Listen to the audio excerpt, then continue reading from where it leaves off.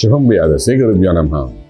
కన్యా రాశి వారికి జూన్ 15వ తారీఖు నుండి 30వ తారీఖు వరకు ఏ విధంగా ఉందనే విషయాన్ని మనం ఇప్పుడు విశేషం తెలుసుకోవడం ప్రయత్నం చేద్దాం. కన్యా రాశికి షష్ఠ స్థానంలో రాహు ప్లస్ సప్తములో అని శనీశ్వరుడు, అష్టములో శుక్రుడు, రాజ్యంలో చూస్తే బృహస్పతి, రవి, బుధుడు, వ్యయంలో కుజకేతువుల యొక్క ప్రభావం కనిపిస్తారు. ఇటువంటి అప్పుడు ఆర్థిక విషయానికి వచ్చినప్పుడు విపరీతమైన ఖర్చులు, తెలియని నష్టము ఇవన్నీ జరిగే అవకాశం 15 రోజుల్లో బాగానే కనిపిస్తుంది. వ్యాపారం చేసేవాళ్ళు కూడా వ్యాపారం పెట్టుబడి పెట్టిన తర్వాత తెలియని ఎప్పుడూ చూడనంత నష్టాన్ని కూడా ఈ 15 రోజులు చూసే అవకాశం ఉంటుంది. కాబట్టి చాలా జాగ్రత్తగా ప్లాన్ చేసుకుంటూ ముందుకెళ్ళడం చాలా అవసరం పడుతుంది. కొత్త కన్సల్టెన్సీ యాక్టివిటీస్ ఏమి చేయడానికి ప్రయత్నించకండి. అది ఫిలిం ఇండస్ట్రీ అనుకోండి, ఫార్మా అనుకోండి, ఫుడ్ ఇండస్ట్రీ అనుకోండి, ఏ వ్యాపారం అయినప్పటికీ కూడా కొత్త వెంచర్లు ఆరంభించకండి. ఎందుకంటే 12 ఉన్న కుజకేతుల యొక్క ప్రభావం నష్టాన్ని చూపించే అవకాశం ఉంది.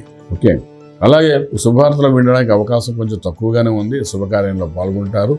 అలాగే భూమి పూజ, రియల్ ఎస్టేట్, కన్స్ట్రక్షన్ వాటిలో మీరు అడుగు పెడతారు. కానీ మధ్యవర్తిత్వం వహించడం వల్ల మాట పడమే తప్ప ఇంక వేరే ప్రయోజనాలు అయితే మీకు కనిపించదు.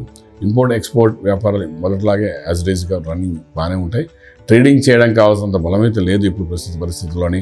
అలాగే మీరు చూసుకుంటే మనకు రాజ్యంలో బృహస్పతి ఉండడము, రవి, బుధుడు ఉండడం కొంత వ్యాపారానికి కావాల్సిన ఒక బలాన్ని ఇవ్వడానికి ప్రయత్నం చేస్తుంది. కాబట్టి ఏదైనా ప్లానింగ్ అనేది ముందుగా అనుకుని ఒకరిద్దరితో కన్సల్ట్ చేసి దాన్ని కొత్త వ్యాపార వ్యవహారాల్లో మీరు అడుగు పెట్టడానికి ప్రయత్నం చేయండి. సింపుల్గా ఓన్ డిసిషన్ అయితే తీసుకోకండి. ఇన్వెస్ట్మెంట్ ప్లాన్స్ అయితే చాలా తగ్గించండి. కుజుడు 12లో ఉన్నంతసేపు మీకు ఇన్వెస్ట్మెంట్ ప్లాన్స్ ఏది చేసినా బర్న్ అయ్యే అవకాశం బాగా కనిపిస్తుంది. ఇంకే ఆరోగ్య విషయానికి వచ్చినప్పుడు రాహు 6వ ఇంట్లో ఉండడం కొంతవరకు రక్త సంబంధమైన సమస్యలు తీసుకురావడము, కొలెస్ట్రాల్, థైరాయిడ్ కూడా పెరిగే అవకాశం ఉంటుంది.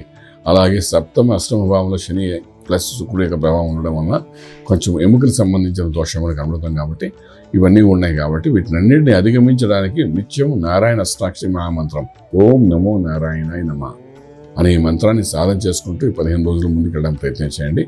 కొంత సులువుగా ఉంటుంది.